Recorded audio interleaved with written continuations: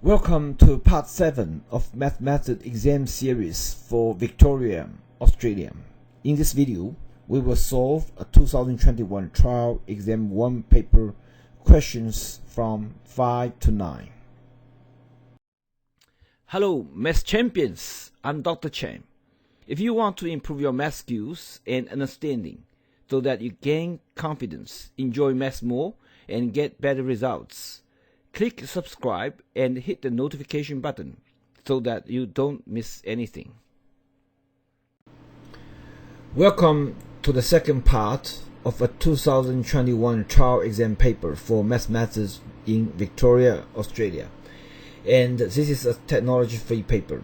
Each question, you may pause the video anytime and try to do it yourself. However, I just explain every question straight away here. Question 5 is a circular function about the change of air temperature over a period of 24 hours. The rule of the function is given as well as its domain. 5 questions are asked based on such a circular function. The first one is to sketch a graph. The second one is about the average value of this circular function over the period of 24 hours. The third one is to calculate the average rate of change from its minimum to maximum. The fourth one is to calculate the temperature. The outdoor temperature will be above it for a period of 20 hours. The last one is a question of transformation. It asks us to write the translated expression after the clock is put forward an hour. For the first question, since the rule of the circular function is given, the value range, period, initial temperature, along with the minimum and the maximum temperature, it can be reached and when it goes. From the previous screen, the minimum and the maximum outdoor temperatures are 3 and 13 degrees during the 24 hours time. It reaches the minimum temperature at the time of 8 hours and it reaches the maximum temperature at the time of 20 hours. So the diagram can be sketched according to the key features of this circular function as shown on the screen. To work out the average temperature over 24-hour period in question 2, we need to sum up all the temperatures over the entire period and then divide it by 24 hours. So the definite integral of the circular function from 0 to 24 divided by 24 is used to calculate this value, which is 8 degrees. For question 3, in order to calculate the average rate of change in temperature from its minimum to its maximum, we need to count the time take from its minimum to its maximum, which is half the period of 24. So it is equal to 13 minus 3 over 12, and it is 5/6. For question 4, since we know the outdoor temperature reaches its minimum at the time of 8 hours, and due to the symmetric property at the point of minimum temperature, so the value of the temperature of interest is equal to the temperature when the time is 2 hours before or after the time it reaches its minimum temperature. So the alpha is equal to the temperature at the time of 6 or 10 hours, which is 8 minus 5 square root 3 over 2. For question 5, moving forward 1 hour to change the daylight saving time, just use t minus 1 to replace t in the original function. After being simplified, the function of outdoor temperature is equal to 8 minus 5 times sine of t minus 3, or in parentheses multiplying pi over 12. Question 6 has two small questions that related to a water tank. The size and the measurements of the water tank are given in the diagram. The first small question is to establish a piecewise function, and the second small question is to ask to find the falling rate of water level according to the established piecewise function, as well as the given water drainage rate. Now, let's solve the first question. According to the given dimensions and measurements of the water tank, we may establish the water volume as a function of the height of the water level. Due to the shape of the water tank, the volume function can be established in a piecewise function when the height of the water level is greater or less than 2 meters, shown on the screen. As for the second small question, based on the piecewise function for h being greater than 2, we differentiate v with respect to h, which gives a constant of 2 square root 3. So the rate of change of water level h can be calculated based on the chain rule as displayed on the screen. dh over dt equals dh over dv times dv over dt, which is equal to root 3 over 3000. Question 7 shows two functions fx and gx. Fx is equal to logarithmic base e of x, while gx is equal to square root of ax plus b. At the point of x equals e, fe equals ge, fe prime equals ge prime. As for question 1, in order to find the values of a and b, two simultaneous equations are established based on the given information at the point x is equal to e.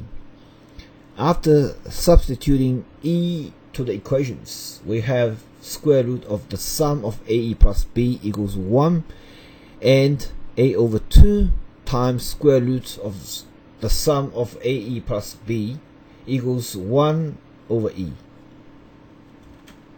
Hence, we can solve the simultaneous equation and find a equals 2 over e, while b equals -1. For question 2, according to the given criterion and the calculated values of a and b, ax minus 2, or in parentheses squared, is greater than 0, since b is equal to -1. So the previous inequalities can be extended to ax, or in parentheses squared, minus 4ax minus 4b greater than 0.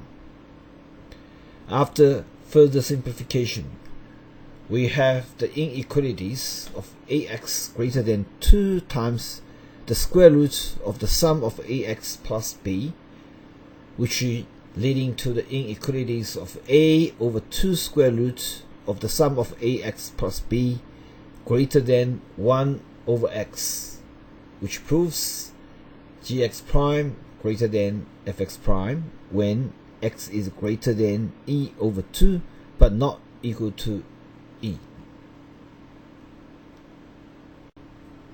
Question 8 is regard to a function with many features. It is an odd periodical and differentiable function, and we also know f negative 2 equals 2, and f prime at the value of -2 equals 1/3. 3 questions are asked according to the given criterion. For the first question, since fx is an odd and periodical function, so f negative 5 equals negative f5, which equals negative f negative 2. Therefore, f negative 5 equals negative 2. For question 2, since fx is differentiable, f negative 2 prime equals negative f negative 2 prime, which equals negative f5 prime, which equals 1/3. Hence, f negative 5 prime equals negative 1/3. For question 3, since fx is an odd periodical function, f0 equals f7, which equals 0. Then the definite integral of fx dx from negative 5 to 9 can be separate as the sum of the definite integral of fx dx from negative 5 to 5 plus the definite integral of fx dx from 5 to 9. Since the definite integral of fx dx from negative 5 to 5 equals 0, and also due to the function is an odd periodical function, and because f2 equals f9, which equals negative 2, f5 equals 2 while f7 equals 0. Therefore, the definite integral of fx dx from 5 to 9 equals 0. Hence, the definite integral of fx dx from negative 5 to 9 equals 0. Question 9 provides two functions, fx equals e to the power of x plus logarithmic base e of x.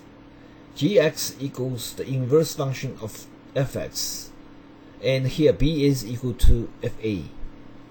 The first question is asking the implied or maximal domain of fx, while the second one is to find the gx prime valued at b in terms of a.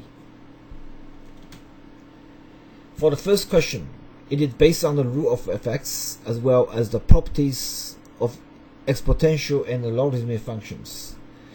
The maximum domain is a set of any positive real number. As for the second question, since the function gx equals the inverse of fx, which leading to the equation of e to the power of gx plus logarithmic base e of gx is equal to x, then we applied implicit differentiation on both sides of the equation, which provides the equation of e to the power of gx multiplies gx prime plus gx prime over gx equal to 1. Now, the function gx prime can be expressed in terms of gx, since b is equal to fa, which gives gb equals the inverse of fb, which actually equals a. Therefore, gb prime can be expressed in terms of gb. Finally, gb prime equals a over the sum of a times e to the power of a plus 1. If you enjoyed this video, please give it a thumbs up and subscribe to help me make more math content like this. I will see you in the next video.